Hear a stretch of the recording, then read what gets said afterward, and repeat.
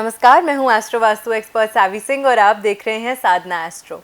आज हम एक और राशिफल के साथ हाजिर हैं और आज हम बात करने वाले हैं धनु राशि के जातकों की, यानी कि अगर आपकी लग्न राशि या फिर आपकी चंद्र राशि मून ज़ोडिएक अगर सैजिटेरियस बनता है तो फिर ऐसे में आपके लिए सितंबर का ये जो महीना है वो क्या कुछ खास लेकर आ रहा है।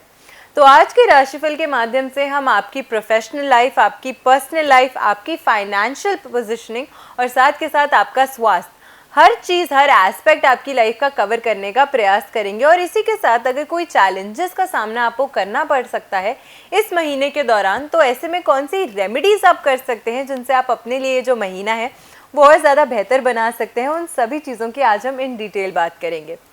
सबसे पहले ये समझ लेना चाहिए कि एस्ट्रोलॉजी एक साइंस है जो आपको बिफोर हैंड ही हर चीज़ के प्रति सतर्क कर देती है और गाइड करने का प्रयास करती है। इसीलिए राशिफल की जब हम बात करते हैं तो ग्रहों के जो ट्रांजिट्स होते हैं, ग्रहों के जो गोचर होते हैं, भले ही ये ग्रह हमसे बहुत ज़्यादा कई हज़ार किलोमीटर दूर स्थित हैं, लेकिन उसके बावजूद भी एस्ट्रोलॉजी वो फाइन साइंस है जो आपको ये बताती है कि इतने दूर प्लेस प्लैनेट्स भी आपकी लाइफ को एज एन इंडिविजुअल किस तरीके से प्रभावित करते हैं। तो इररिस्पेक्टिव ऑफ द फैक्ट कि आपको अपने राशिफल का ज्ञात है या नहीं है, ये जो प्लैनेट्स हैं वो अपनी आपकी लाइफ में वो जो काम है वो करते ही रहेंगे कंटिन्यूसली। तो बेहतर यही है कि आप अपने राशिफल को जान लें और आप ये समझ लें कि किन एरियाज़ में आपको चैलेंजेस का सामना करना पड़ सकता है, ताकि पहले से ही बिफोर हैंड सतर्क आप रहेंगे कि आप जिस भी निर्णय को लेंगे थोड़ा सा माइंडफुल होके, थोड़ा सा कॉशियस होके अगर उन डिपार्टमेंट्स में या फिर उन पर्टिकुलर एस्पेक्ट्स में अपनी लाइफ में आप निर्णय अगर लेते हैं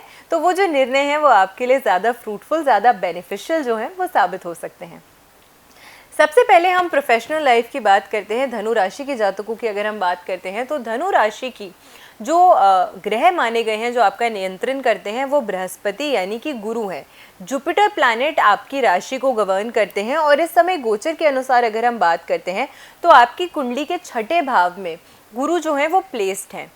6, 8, 12 में जब भी कोई शुभ ग्रह प्लेस हो जाता है तो उसका जो प्रभाव होता है वो उतना ज़्यादा बेहतरीन नहीं कंसिडर किया जाता है। और क्योंकि गोचर के अनुसार अगर हम बात करते हैं तो जुपिटर जो है वो अभी टॉरस राशि में प्लेस्ड हैं, जो कि शुक्र की राशि मानी गई है। और गुरु और शुक्र जो हैं वो आपसी में मित्र नहीं बल्कि एक तरीके से एनिमी प्लैनेट्स जो हैं वो कंसिडर किए जाते हैं। तो जाहिर सी बात है कि दुश्मन के भाव में, दुश्मन के घर में गुरु अपने आप को बहुत ज़्यादा कंफर्टेबल वैसे भी महसूस नहीं करते हैं। तो धनु राशि की स्पेसिफिकली अगर हम बात करते हैं तो इस समय के दौरान आपके जो निर्णय हैं, स्पेसिफिकली आपकी प्रोफेशनल लाइफ जो है उसमें आपके जो निर्णय हैं वो कुछ गलत साबित हो सकते हैं, या फिर आपके जो एक्शंस हैं वो इस तरीके के हो सकते हैं जिसकी वजह से आपके रुतबे को कहीं ना कहीं डैमेज, कहीं ना कहीं ठेस जो है वो पहुंच सकती है। क्योंकि हाई पोजीशनिंग, हाई अथॉरिटीज़ के कारक जो हैं वो गुरु माने जाते हैं और उनकी छठे भाव में जो प्लेसमेंट होती है वो कहीं ना कहीं दिक्कतों को दर्शाती है। इसी के साथ तीसरे भाव में शनि देव जो हैं वो रेट्रो हैं और वहाँ पे उनका जो ट्रांजिट हो रहा है इस समय के दौरान, भले वो अपनी मूल त्रिकोण राशि में प्लेस्ड है, लेकिन शनि क्योंकि सबसे धीमी गति से चलने वाले प्लैनेट कंसिडर किए जाते हैं और उनकी रेट्रो मूवमेंट आपके पराक्रम को, आपके हार्डवर्क और आपकी मेहनत को इस समय के दौरान अधिक से ज़्यादा बढ़ा सकती है। और इसी के साथ आपको इस माह ज़्यादा काम करना पड़ सकता है। अनएक्सपेक्टेड वर्कलोड जो है आपको अपनी प्रोफेशनल लाइफ में उसका सामना इस समय के दौरान करना पड़ सकता है।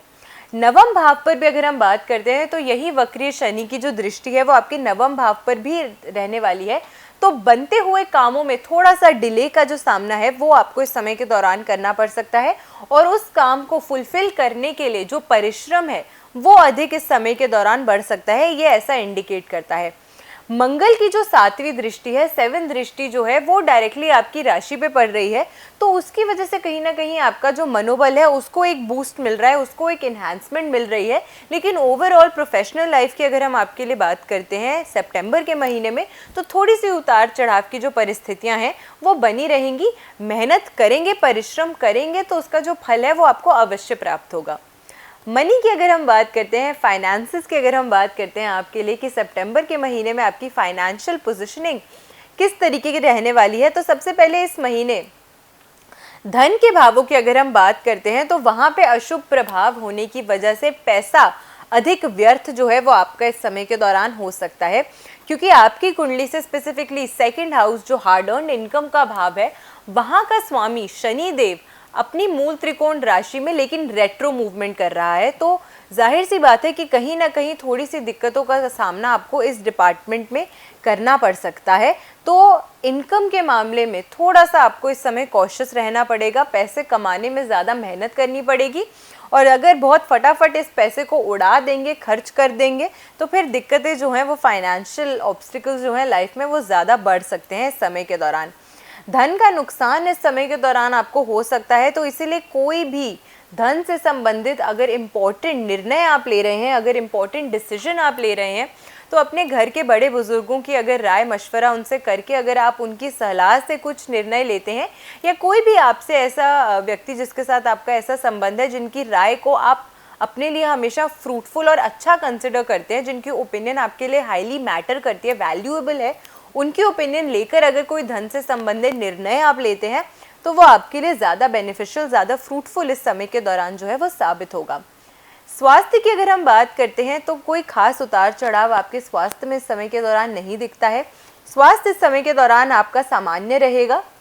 हाँ, गुरु की क्योंकि छठे भाव में जो प्लेसमेंट है वो थोड़ी सी दिक्कत आपको दे सकती है, बट मंगल की जो सप्तम दृष्टि है जो डायरेक्टली आपके लग्न को देखती है, तो वो कहीं ना कहीं आपका बचाव करेगा, आपको प्रोटेक्शन देगा, और साथ के साथ आपका जो मनोबल है और आपका जो कॉन्फिडेंस है उसको भी बढ़ाए रखेगा, और आपकी फिजिकल स्ट्रेंथ को भी बढ़ाएगा। तो इस वजह से स्वास्थ्य में कोई खास उतार चढ़ाव जो है वो इस समय के दौरान नहीं नजर आते हैं। रिलेशनशिप्स की अगर हम बात करते हैं, चाहे वो आपकी फैमिली, आपके कुटुंब के साथ आपके रिलेशनशिप्स हों, आपके परिवार के साथ, या फिर आपकी लव लाइफ के रिलेशनशिप्स जो हैं, अगर हम उनकी बात करते हैं, तो उस लिहाज से किस तरीके का एस्पेक्ट, किस तरीके का इम्पैक्ट रहने वाला है। आपकी कुंडली के तीसरे भाव में शनि रेट्रो है और अपनी तीसरी दृष्टि वो आपके पंचम भाव पे डाल रहे हैं। तो रेट्रो दृष्टि पंचम भाव पे शनि की जो पड़ रही है वो आपके प्रेम जीवन में थोड़ी सी दिक्कतें, थोड़ा सा तनाव जो है वो कहीं ना कहीं ला सकता है। उसकी वजह से आपको दिक्कतों का सामना इस समय के दौरान करना पड़ सकता है। पारिवारिक लाइफ में आपको आपके खुद के अग्रेशन की वजह से दिक्कतों का सामना करना पड़ सकता है, क्योंकि सप्तम भाव में मंगल की जो पोजिशनिंग है वो बहुत फ्रूटफुल नहीं है। आपके अंदर थोड़ा सा चिड़चिड़ापन, आपके अंदर थोड़ा सा अग्रेशन रह सकता है, जिसकी वजह से आप अपने पार्टनर को भी परेशान करेंगे। तो उसकी वजह से कहीं ना कहीं जो प्रेम जीवन है या जो आपका मैरिज लाइफ है, मैरिटल लाइफ है, उसमें दिक्कतों का सामना आपको करना पड़ सकता है। तो अगर आप अपने गुस्से पे काबू रखेंगे, गुस्से पे नियंत्रण रखेंगे, वाणी पे अगर काबू रखेंगे, तो फिर शादीशुदा ज़िंदगी सामान्य रहेगी, फिर उसमें दिक्कतों का सामना आपको नहीं करना पड़ेगा। तो पारिवारिक लाइफ को अगर आप अच्छा रखना चाहते हैं इस समय के दौरान, तो फिर इस चीज़ का आपको खास करके ध्यान देना है। दूसरी चीज़ ये है कि आपकी कुंडली के 4th हाउस में, जो कि सुख का भाव माना जाता है, तो वहाँ पे राहु की प्लेसमेंट है। Again this is not very fruitful, तो ये भी बहुत ज़्यादा शुभ फल नहीं देती है। तो इसी वजह से पारिवारिक लाइफ में थोड़ी सी दिक्कतों का सामना करना पड़ सकता है। अपने टेम्परामेंट को अगर आप सामान्य रखेंगे, तो फिर थोड़ा सा अंडरस्टैंडिंग जो है ओवर द टाइम पीरियड आप अपने पार्टनर के साथ और अपने फैमिली मेम्बर्स के साथ डेवलप कर पाएंगे।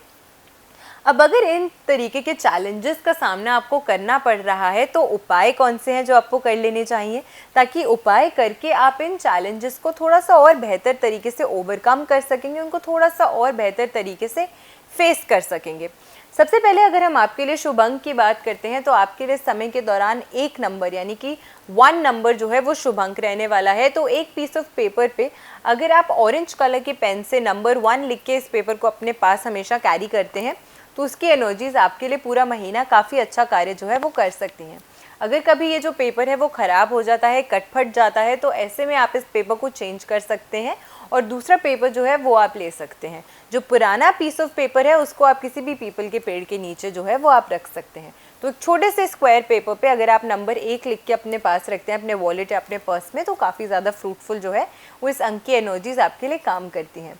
अगली चीज़ जो है शुभ रंग की अगर हम बात करते हैं, तो हरा रंग आपके लिए शुभ रहने वाला है इस समय के दौरान। ग्रीन कलर अगर आप यूटिलाइज़ करते हैं, ग्रीन कलर का एक पीस ऑफ क्लॉथ अगर आप अपने पास रखते हैं, उसकी एनर्जीज़ को आप यूटिलाइज़ करते हैं, तो वो काफ़ी ज़्यादा फ्रूटफुल आपके लिए रहने वाला है इस समय के दौरान। आखिरी उपाय की अगर हम बात करते हैं तो हर गुरुवार थर्सडे के दिन अगर चने की दाल का सेवन करते हैं, यानी कि चने की दाल अगर आप खाते हैं थर्सडे के दिन, तो उससे भी गुरु ग्रह जो है उसको मजबूती प्राप्त होती है, उसको भी अच्छा फ्रूटफुल रिजल्ट जो है उसका आपको देखने को मिलेगा अपनी लाइफ में। तो इस तरीके से अगर आप सेवन करते हैं चने की दाल का गुरुवार के दिन तो ये काफ़ी ज़्यादा अच्छा जो है वो आपके लिए साबित होगा। तो आशा करते हैं आपको आज की जो वीडियो है वो अच्छी लगी हो। वीडियो अगर अच्छी लगी हो तो ज़्यादा से ज़्यादा लोगों तक वीडियो को ज़रूर पहुंचाइएगा, शेयर ज़रूर कीजिएगा वीडियो को। ऐसी बेनिफिशियल वीडियोस के साथ फिर से लौट कर आएंगे इसी चैनल पे। I am astro vastu expert Saavi Singh और आशा करते हैं कि आपका दिन शुभ रहे। नमस्कार।